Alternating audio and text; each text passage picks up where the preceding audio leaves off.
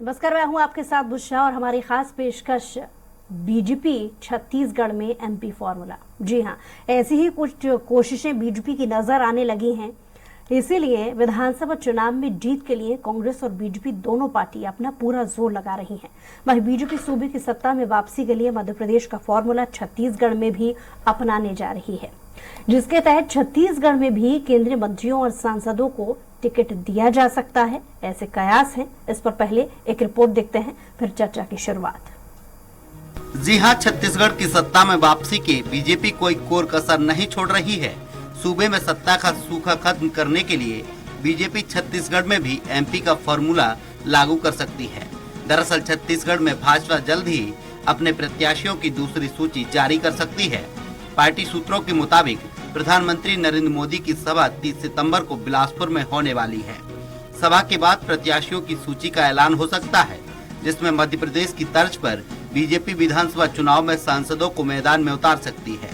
सूत्रों की माने तो रायपुर उत्तर या दक्षिण से सांसद सुनील सोनी, कवर्धा या पंडरिया से सांसद संतोष पांडे, रायगढ़ से सांसद गोमती साय को नंद कुमार साय के खिलाफ उतारा जाएगा। भाजपा प्रदेश अध्यक्ष अरुण साव को बेलतरा विधानसभा से, वहीं महासमुंद सांसद चुन्नीलाल साहू महासमुंद या खल्लारी से विधानसभा चुनाव में मौका मिल सकता है। सारंगढ़ सांसद गुआराम अजगले का नाम भी है। दुर्ग सांसद विजय बघेल को पहले ही पाटन से टिकट मिल चुकी है। उधर मुख्यमंत्री भूपेश बघेल का कहना है कि मध्य प्रदेश में जिस तरह केंद्रीय मंत्रियों और सांसदों को उतारा जा रहा है, इसका मतलब साफ है कि भारतीय जनता पार्टी वहां पर हार रही है। बीजेपी के बड़े बड़े योद्धा भी इस बार उसकी डूबती नैया को पार नहीं लगा पाएंगे। सबसे पहली बात यह है कि जो लगातार केंद्रीय मंत्री बने हुए थे, सांसद बने हुए थे, उनको यदि विधानसभा में उतारा जा रहा है, इसका मतलब ये है कि मध्य प्रदेश में भारतीय जनता पार्टी हारने वाली है। और इस भय से अपने बड़े बड़े योद्धाओं को उतार रहे हैं, लेकिन आप सब समझ रहे हैं कि स्थिति क्या है। वहीं मंत्री मोहन मरकाम का कहना है कि प्रदेश में बीजेपी के 9 सांसद हैं, लेकिन किसी का भी प्रधानमंत्री के सामने मुंह नहीं खुलता है। चाहे ट्रेनें रद्द होने का मामला हो या राज्य के हित से जुड़े अन्य मुद्दे हो, छत्तीसगढ़ की जनता सब देख रही है। इसीलिए सांसदों को भी विधानसभा लड़ाने से बीजेपी का कोई फायदा नहीं होगा। जो 9 सांसद थे हैं अभी छत्तीसगढ़ की, वो अगर केंद्र के प्रधानमंत्री जी आते हैं, गृह मंत्री जी आते हैं, केंद्रीय मंत्री आते हैं, उनके सामने तो उनका मुंह नहीं खुलता, तो जनता भी देख चुकी है। तो सांसदों को भी उतरने से कोई फर्क नहीं पड़ने वाला है। इन सब के बीच बीजेपी सांसद मनोज तिवारी का कहना है कि सांसद अगर विधानसभा का चुनाव लड़ रहे हैं तो ये हम गंभीरता से ले रहे हैं। सांसद के लोग अगर विधानसभा का चुनाव लड़ रहे हैं तो ये तो हम उसको बहुत गंभीरता से ले रहे हैं। अगर ये वो सोचते हैं कि चुनाव को हम गंभीरता से ना लें तो ये उनकी स्ट्रेटजी होगी।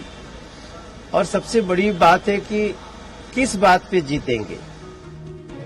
बहरहाल बीजेपी ने मध्य प्रदेश के साथ ही छत्तीसगढ़ में भी अपनी पूरी ताकत झोंक दी है। लगातार केंद्रीय मंत्रियों के दौरे हो रहे हैं। एमपी की तरह छत्तीसगढ़ में भी सांसदों और केंद्रीय मंत्रियों को चुनावी मैदान में उतारे जाने की बात कही जा रही है। अब देखना दिलचस्प होगा कि भाजपा का एमपी फॉर्मूला छत्तीसगढ़ में कितना कारगर साबित होता है। स्वराज एक्सप्रेस के लिए रायपुर से दिलीप साहू की रिपोर्ट। तो बात छत्तीसगढ़ की। हमारी आज की खास चर्चा में विशेष पैनल हमारे साथ जुड़ गया है। शारिक रईस खान जी कांग्रेस से नेता हमारे साथ जुड़ गए हैं और राजीव चक्रवर्ती बीजेपी से नेता हमारे साथ जुड़ गए हैं। राम अवतार जी जो कि वरिष्ठ पत्रकार हैं वो भी हमारे साथ जुड़े हुए हैं। आप तीनों ही मेहमानों का बहुत बहुत स्वागत है। सबसे पहले शुरुआत बीजेपी से चाहूंगी कि राजीव जी, सवाल आपसे ही, बीजेपी का छत्तीसगढ़ में मध्य प्रदेश का फॉर्मूला आप किस तरीके से देखते हैं?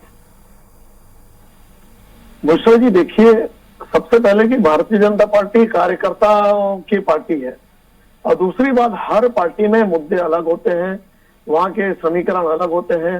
मध्य प्रदेश के दूसरे मामले होंगे, छत्तीसगढ़ के अलग मामले होते हैं और मूलतः राजनीति मुद्दों पर राजनीति परिस्थितियों पर होती है। तो निश्चित रूप से मध्य प्रदेश में जो सिंधिया जी हैं उनके साथ नरेंद्र सिंह तोमर जी को उतारा गया है, तो हमारा जो ग्वालियर लश्कर का संभाग है उसे और ज्यादा मजबूती के लिए उनको उतारा गया है। प्रहलाद पटेल जी एक बड़े नेता है, ओबीसी वर्ग से आते हैं, सब्जी उत्पादक है, किसान है, तो वो उनको लड़ाया जा रहा है, बहुत अच्छी बात है। बुशरा जी, सबसे पहले एक चीज मैं आपको और आपके दर्शकों को बताना चाहूंगा कि भारतीय जनता पार्टी में कोई भी कार्यकर्ता का कहीं पर भी पार्टी उपयोग कर सकती है। आप देखिएगा, नरेंद्र भाई मोदी जी हमारे प्रचारक हुआ करते थे, वो प्रचारक थे, प्रचारक के बाद उनको विधायक बनाया गया, मुख्यमंत्री बनाया गया। फिर आप देखिएगा कि कुछ जो विधायक थे वो सांसद बने, कुछ सांसद थे उन्हें विधायक बनाया गया, उन्हें मुख्यमंत्री बनाया गया। जो हरियाणा के आप मुख्यमंत्री जी को देखते हैं, खट्टर जी, उनको मैंने भारतीय मजदूर संघ का काम करते रायपुर में देखा हूं, वो हमारे साथ काम करते थे, तो उनकी उपयोगिता हुई, उनको हरियाणा में चुनाव लड़ाया गया। तो कांग्रेस ये जो भारतीय जनता पार्टी के ऊपर टीका टिप्पणी करती है, आज उन्होंने प्रेस कॉन्फ्रेंस लिया, तो कांग्रेस इतनी नोटिस ले रही है, इतनी गंभीरता से ले रही है, तो दरअसल बात यह बुशरा जी कि छत्तीसगढ़ में भय भूख भ्रष्टाचार की सरकार चल रही है। छत्तीसगढ़ में जिस प्रकार से अपराध गढ़ बन गया, पुलिस अधीक्षक कार्यालय के अंदर बलात्कार हो रहा है, तो समझ लीजिए कि अपराधियों के हौसले कितने बुलंद हैं। आप समझ लीजिए कि सड़क गड्ढे में है कि गड्ढे में सड़क है, लोगों को आकलन करना मुश्किल हो गया है।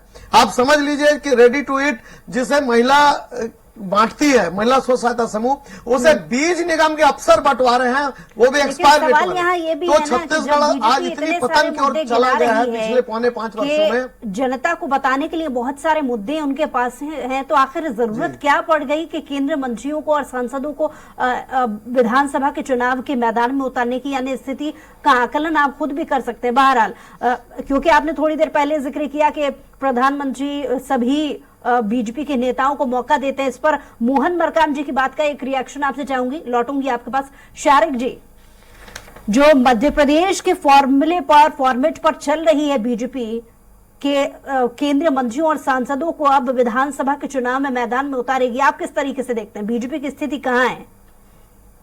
देखिए, ये बीजेपी का कोई फार्मूला नहीं है, चाहे मध्य प्रदेश हो या छत्तीसगढ़ में। ये उन सीटों पे अपने प्रत्याशी डिक्लेयर कर रहे हैं जिनपे इन्होंने पिछले चुनाव से लेकर इनकी हालत खराब थी और इस बार भी वहां पे उन्हें जीतने की कोई संभावना नहीं दिख रही है, तो वो ये इनके प्रकरण अपने बड़े नेताओं को मौका देकर। लेकिन जो मुद्दे रहते हैं सबसे महत्वपूर्ण चुनाव में वो रहते हैं कि भाई आपने जनता को किए हुए वादे को, देखिए मध्य प्रदेश में बीजेपी की एक जबरदस्ती की खरीद फरोख्त करके जोड़ तोड़ से बनाई हुई सरकार थी, जो जनमत को उन्होंने पिछले चुनाव में जनता ने दिया था, उसको अपमान करके जिस तरह से तोड़ फोड़ करके ज्योतिरादित्य सिंधिया, अभी हमारे बीजेपी के प्रवक्ता कह रहे थे कि हमने इनको मुख्यमंत्री बनाया, तो ये भी बताया कि कांग्रेस से आए, जो पूरे जीवन कांग्रेस विचारधारा का परिपालन किए, हेमंत बिस्वा शर्मा जो बीजेपी और प्रधानमंत्री को पानी पी पी कर कोसते थे, उनको मुख्यमंत्री बनाया, ये भी बताया।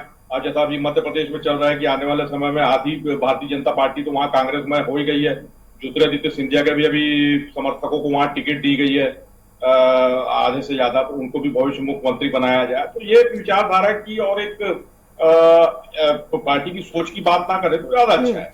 और देखिए, आदरणीय प्रधानमंत्री नरेंद्र मोदी एक चुनावी मैनेजर और एक इवेंट मैनेजर की तरह आकर चुनावी राज्यों में बात कर रहे हैं। आप देखिए, मैंने पहले ही कहा कि आज जनता से जुड़े मुद्दे आज बीजेपी के पास उठाने के लिए है ही नहीं, तो वो अपने सांसदों को लड़ा ले या किसी को भी लड़ा ले। जैसे उन्होंने छत्तीसगढ़ में भी अपने एक सांसद विजय बघेल को लड़ाया और निश्चित रूप से मैं आज आपको दावे के साथ कह रहा हूं कि उस सीट से उनकी हार होगी।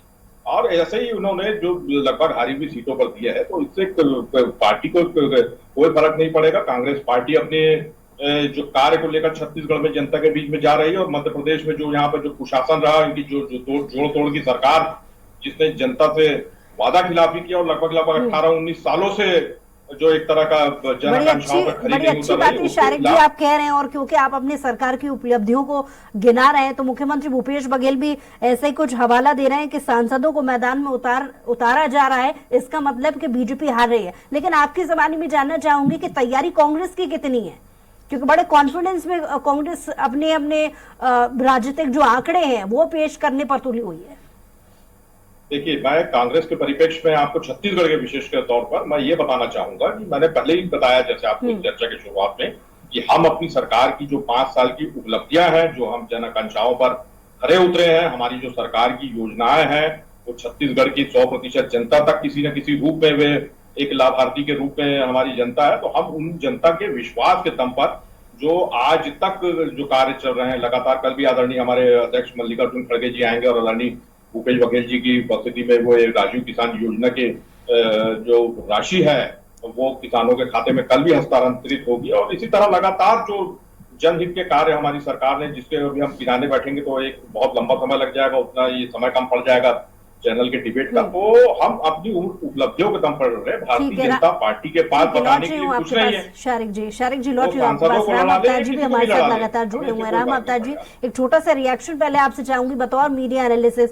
क्या समझते हैं आप कि छत्तीसगढ़ में एमपी फॉर्मूला कितना कारगर साबित हो सकता है? क्योंकि मध्य प्रदेश में भी जब ये फॉर्मूला लागू किया गया तो वहां पर भी राजनीतिक दलों की तरफ से इसको लेकर के भी सवाल है कि क्या ऐसी नौबत बीजेपी की आ गई? क्योंकि इसके पहले के चुनाव में हमने अक्सर देखा है कि सिर्फ प्रधानमंत्री नरेंद्र मोदी के चेहरे पर ही हर जगह, हर राज्य में चुनाव लड़ा जा रहा था। लेकिन ऐसी अब क्या स्थिति निर्मित हो गई है जो केंद्रीय मंत्रियों को मैदान में उतारा जा रहा है?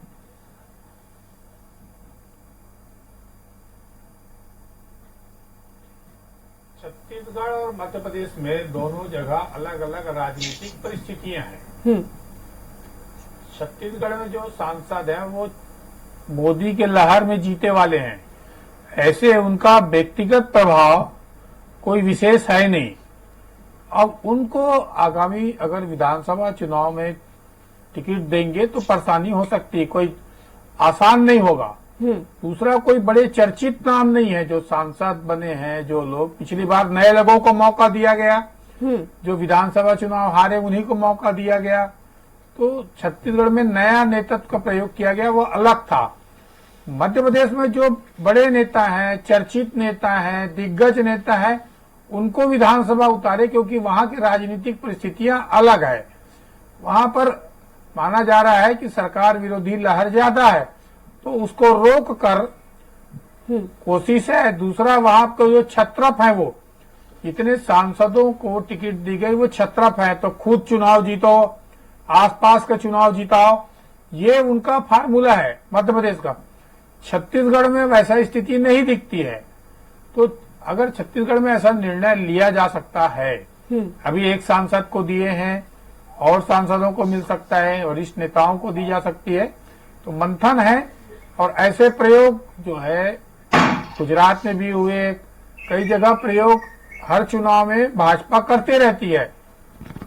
छत्तीसगढ़ के परिप्रेक्ष्य में क्या प्रयोग करती है, किस तरह की रणनीति बनती है, वो आगामी दिनों दिखेगा। आप देखेंगे पिछले जो टिकट बटा है छत्तीसगढ़ में, वो इतने दिनों पहले दे दिए गए, नए लोगों को दे दिए गए, सर्वे आधार पर दे दिए गए। तो पिछला टिकट जो बटा है 22 टिकट, 23 टिकट, उसका अलग रणनीति थी। अब क्या रणनीति अपना रहे हैं? इसमें सांसद को लेते हैं या नहीं लेते हैं, या नए लोगों को मौका देते हैं, या पुराने दिग्गज जो है विधानसभा चुनाव हारे थे उनको फिर टिकट दे सकते हैं। तो ये उनके पार्टी का अंदरूनी मामला है, अंदर की रणनीति है। उसको किस अनुसार कैसे पार्टी देख रही है, जनता के पास जाना है, जनता के जाने के लिए कैसे बेहतर तरीके से हो सकता है, वो बेहतर से बेहतर करने की कोशिश करेगी। मगर जो आकलन बातें आ रही है वो कोई उत्साहजनक वैसी नहीं है कि ऐसा होगा। अभी आगे की रणनीति आगामी 2 दिनों में पता आने वाला समय बताएगा। राजीव जी के पास वापस आऊंगी। राजीव जी, क्या है रणनीति, क्या है? कुछ देर पहले आप कह रहे थे कि आपकी पार्टी में हर एक नेता को मौका दिया जाता है। इस बात का सवाल का जवाब चाहूंगी। मोहन मरकाम ने हाल ही में जो स्टेटमेंट दिया, उन्होंने कहा है कि बीजेपी के 9 सांसद हैं लेकिन किसी का भी प्रधानमंत्री के सामने मुंह नहीं खुलता। एक हवाला भी दिया उन्होंने, हालांकि चाहे ट्रेनें रद्द होने का मामला हो या राज्य के हित से जुड़े अन्य मुद्दे हो, कभी भी सांसद केंद्रीय मंत्रियों के समक्ष मुंह नहीं खोलते। क्या कहेंगे आप? मौके की बात मोहन मरकाम जी अपनी व्यथा कथा बता रहे हैं कि कांग्रेस के लीडरान सोनिया जी और राहुल जी के सामने अपना मुंह नहीं खोलते। हमारी प्रजातांत्रिक पार्टी है, हमारे लगातार अध्यक्ष का चुनाव होता है, अध्यक्ष बदले जाते हैं, प्रदेश अध्यक्ष होते हैं। वो हमारे जो सांसद निधि से जो काम होते हैं और या जो केंद्र की योजनाएं आती हैं, वो सांसद अपनी बैठक में तय करते हैं आवास का मामला हो, जो इतना बड़ा जो ब्लूप्रिंट तैयार हुआ, या प्रधानमंत्री सड़क योजना जो आप इतिहास देखेंगे, तो मोहन मरकाम जी भूपेश बघेल जी के सामने कितना मुंह खोलते हैं, अपनी पार्टी की व्यथा कह रहे हैं, या भूपेश बघेल जी लोग राहुल गांधी जी के सामने कितनी बात करते हैं। वो अपनी संस्कृति, कहते हैं ना कि सावन का अंधा हरा हरा होता है, उसे हरा दिखता है। तो भारतीय जनता पार्टी के सांसद प्रखर है, निखर है, और अपनी बातों को अपने संसदीय क्षेत्र को आगे बढ़ा रहे हैं। आप चाहे सड़क योजना जिसे टीएस कांग्रेस का एक और कहना है, कांग्रेस का कहना है कि क्या भरोसे और कॉन्फिडेंस की कमी हो गई है बीजेपी में। तो ये कांग्रेस का, क्योंकि आप ही के नेता का एक और हवाला मैं यहाँ पर देना चाहूंगी कि आप, हमारी चुनाव है बुशरा जी, हम अपने नहीं, आप ही के नेता कह रहे हैं कि सांसद अगर विधानसभा का चुनाव लड़ रहे हैं तो ये हम गंभीरता से ले रहे हैं। बहुत आप स्थिति समझ रहे हैं, आप ही के नेता कह रहे हैं। बीजेपी से सांसद मनोज तिवारी जी कुछ दिन पहले आए थे दौरा करने के लिए, हाँ, ये बात कह के गए हैं। हाँ बिल्कुल, तो गंभीरता से लेने की विषय के बारे में वो कह रहे हैं। ठीक है, इसका रिएक्शन शारिक जी से चाहूंगी। शारिक जी, हाँ, मनोज तिवारी जी कह के गए हैं कि विधानसभा का चुनाव लड़ रहे हैं। मेरी पार्टी के बाद आप शारिक जी से कैसे पूछेंगे? अरे बुशरा जी सुन तो लीजिए, रिएक्शन, अरे बुशरा जी सुन तो लीजिए, आपने जवाब सुना नहीं, आप शारिक जी के पास चलेंगे। चलिए आपका जवाब ले लेते हैं शारिक जी के पास। अभी लोग कहिए राजीव। एक महीना एक महीना, हाँ, एक महीना विधानसभा का, अभी 5-6 तारीख को आचार संहिता लग रही है, यह ना विधानसभा भंग हो गई, और लोकसभा के लिए भी मुश्किल से 5 से 6 महीना बचा है। यानी चाहे लोकसभा हो या विधानसभा हो, दोनों की मेंबरशिप का टर्म पूरा हो चुका है। अब कोई हमारी पार्टी का निर्णय है, हम अपने कार्यकर्ता को लोकसभा लड़ाए, पहले तो कार्यकर्ता है, ये कांग्रेस में होता कि स्थापित हो जाता है, वो छत्रप हो जाता है, इसीलिए एनसीपी बन जाती है, इसीलिए ममता बनर्जी अपनी अलग पार्टी बढ़ लेती है। भाजपा में ऐसा नहीं होता है, भाजपा में पार्षद भी सांसद बन जाता है। मेरा सवाल समझे ही नहीं राजीव बना दिया राजीव जी, आप मेरा सवाल समझे ही नहीं। पूर्णकालिक कार्यकर्ता हैं, सांसद अगर विधानसभा का चुनाव लड़ रहे हैं तो ये हम गंभीरता से ले रहे हैं। गंभीरता का विषय तो समझना चाह रही हूं मैं जी। हाँ, गंभीरता है, हम हर चुनाव को गंभीरता से लेते हैं। हमारी पूरी जो हमारा घर, हमारे भाजपा का परिवार है, हम चाहते हैं कि हम जीते चुनाव। ठीक है, समय की कमी है, मुझे शारिक जी के पास भी जाना है। शारिक जी, इस पर आपका रिएक्शन चाहूंगी, क्योंकि मनोज तिवारी ये कहकर के गए हैं कि अगर विधानसभा के चुनाव में सांसदों को मैदान में उतारा जा रहा है तो ये गंभीरता से लिया जा रहा है। इस गंभीरता को आप किस तरीके से देखते हैं? देखिए, मैंने आपके चर्चा में शुरुआत में कहा था कि भारतीय जनता पार्टी कहीं ना कहीं अपने हार के डर से या इन सीटों पर उन्हें कहीं जीत की उम्मीद नहीं लग रही है, इसीलिए अपने सांसदों को उतारी है। और सांसदों को उतारने से भी क्या होगा, ये वो सांसद हैं जो छत्तीसगढ़ में ट्रेनों की लेस लतीफी हो या छत्तीसगढ़ के हितों से संबंधित मामले रहे, संसद में तो इनका मुंह खुलता नहीं है। तो छत्तीसगढ़ के हितों को 5 साल इन्होंने उठाया नहीं। पिछले बार के चुनाव में जो सो कॉल्ड मोदी लहर, जो भारतीय जनता पार्टी का एक शगल रहा है कि सेना के शौर्य और पराक्रम के नाम पर, सेना के हमारे जवानों की शहादत के नाम पर वोट मांगते हैं जनता को जाके, तो ऐसे इन एक माहौल में वो चुनाव जीतकर आए हैं। तो वो ऐसे एक जनाधार वाले नेता के रूप में कोई इनके सांसद स्थापित तो है नहीं। और अब रही बात भारतीय जनता पार्टी के, हमारे प्रवक्ता बात कर रहे थे, अभी भारतीय जनता पार्टी में अधिनायकवाद किस तरह से हावी है, अभी उनसे मैं बोलूंगा तो वो उनके 80 या 90 सदस्यीय मंत्रिमंडल होगा तो 15 मंत्रियों के नाम नहीं बता पाएंगे, केंद्रीय मंत्रियों के नाम। अरे तो ये सांसदों का इनके किसी भी तरह से कोई योगदान अपने क्षेत्र में, अपने लोकसभा क्षेत्र में जनता आप क्या छत्तीसगढ़ में किसी मंत्री की चलती क्या शारिक जी? अरे मेरे को पूरा याद है, मैं यूपीए के मंत्रियों के नाम बता दूंगा आपको। आपका शहरी मंत्री सड़क नहीं बनवा सकता। हाँ, तो इनके पास किसी भी तरह आपके विधायकों को, आपके मंत्री, प्रदेश के मंत्रियों को कोई अधिकार है क्या? सारे अधिकार तो भूपेश जी के पास है, ये उनके सहयोगी के पास है। ये केवल इधर उधर की बातें करते हैं और चुनाव में उतरने की कोशिश करते हैं। इनके पास तो ये जो कार्यकर्ताओं को टिकट देने की बात करते हैं, छत्तीसगढ़ में जो इन्होंने जो टिकट की घोषणाएं की, उसके बाद इनका राजिम से लेकर सरायपाली और इतनी जगह इनको विरोध का सामना करना पड़ रहा है इनके कार्यकर्ताओं के माध्यम से। लोग पार्टी छोड़ रहे हैं, उसके बाद तो ये अपनी दूसरी सूची जारी करने की हिम्मत कर नहीं पा रहे हैं। तो ये आपका टिकट आने दीजिए, सिर्फ फुटबॉल होगा। कांग्रेस भवन का कोई भूला नहीं है, जो कुर्सियां टूटी थी ना 400, हमारी एक कुर्सियां नहीं टूटी। नरेंद्र मोदी जी का आग लगा दी। अरे बहुत होगा, देखते जाइए। क्या है तो याद है वो पिछले ये हालांकि ये अच्छा जिक्र हाँ, किया दिग्विजय राजीव जी सिंह की आपने। पिटाई हुई थी, दिग्विजय सिंह की पिटाई शारिक हुई जी, थी। अगला मेरा सवाल वैसे यही होने वाला था शारिक जी। हाँ, दिग्विजय ठीक सिंह है, की पिटाई हुई बीजेपी का थी। फॉर्मेट या फॉर्मूला तो स्पष्ट है, दिग्विजय लेकिन सिंह की पिटाई हुई कांग्रेस थी, का फॉर्मूला अजीत क्या जोगी है? ने पिटाई करवाया था। अरे और विद्याचरण जी ने पिटाई करवाया था। पार्टी के पूरे इस तरह की अराजकता की जो वारदातें जो भारतीय जनता पार्टी में हुई है, तो कहा कि वो पार्टी में डिफरेंस और कहा कि वो कार्यकर्ताओं की पार्टी है। हमारी कोई पार्टी अलग नहीं हुई, आपका एनसीपी अलग हुआ, आपसे तृणमूल कांग्रेस अलग हुआ, अपने सांसदों सिक्किम को कांग्रेस पार्टी अलग हो लोकसभा गई। में बैठ के आधे से ज्यादा दूसरी पार्टियों से आए हुए आज आपकी बेंच अपना इतिहास देख लीजिए, हमारे है ना? अनुशासित और सिपाही, इस तरह से हमारे अरे कोई अनुशासित विचारधारा, कोई सिपाही आपके, जनता जनार्दन के लिए निकल पड़े ठीक है। हैं और एक कुशासन शारिक जी, मुक्त होकर ठीक रहेगा। है राजीव जी, आऊंगी मैं आपके पास। आपने शारिक जी, शराब का गढ़ बना शारिक जी, दिया, आपसे सवाल। अपराध का गढ़ बना दिया, भ्रष्टाचार का गढ़ बना दिया। शारिक जी, आपसे सवाल। ये बात ठीक है, अभी तक हमने डिस्कशन में बीजेपी को लेकर के तो सवाल कर लिए कि उनकी पहली सूची और दूसरी सूची को लेकर के भी तैयारी स्पष्ट नजर आ रही है। चलिए, किसी फॉर्मेट पर तो बीजेपी चल रही है, भले ही एमपी के फॉर्मेट पर चले, वो उनकी पार्टी की अलग एक निजी एक नीति हो सकती है, लेकिन कांग्रेस को मध्य प्रदेश में भी और छत्तीसगढ़ में भी इतना समय क्यों?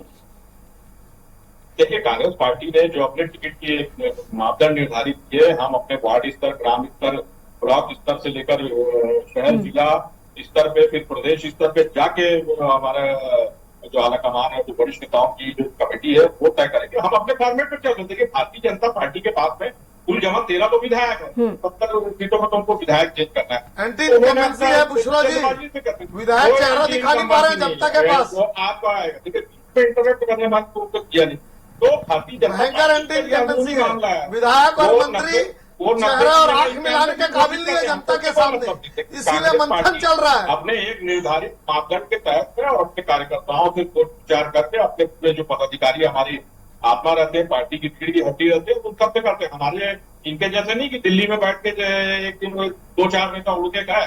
अब नरेंद्र मोदी और अमित शाह ने जो सूची को लगा, दिल्ली में हो, रायपुर में हो, हमारा प्रदेश है, हम पूरे भारत को एक मानते हैं। हमारे यहाँ एक लोकतांत्रिक पार्टी है, तो भारतीय जनता पार्टी को आपकी दिल्ली में करने की जरूरत नहीं है। उसके बाद में वे जो करना है करे, ये उनका आंतरिक मामला है। हम अपनी प्रक्रिया के तहत कर रहे हैं और अभी आचार संहिता लगी नहीं है। हम आने वाले समय में ठीक समय पर अपनी टिकटों की घोषणा करेंगे और पूरे विश्वास के साथ अपने कार्यों के दम पर जो हमारी सरकार की योजनाएं हैं उनके दम पर हम मैदान में जाएंगे और भारतीय जनता पार्टी। ठीक है, समय की कमी है क्योंकि राम अवतार जी, छोटा रिएक्शन मैं आपसे चाहूंगी दोनों ही बातों पर।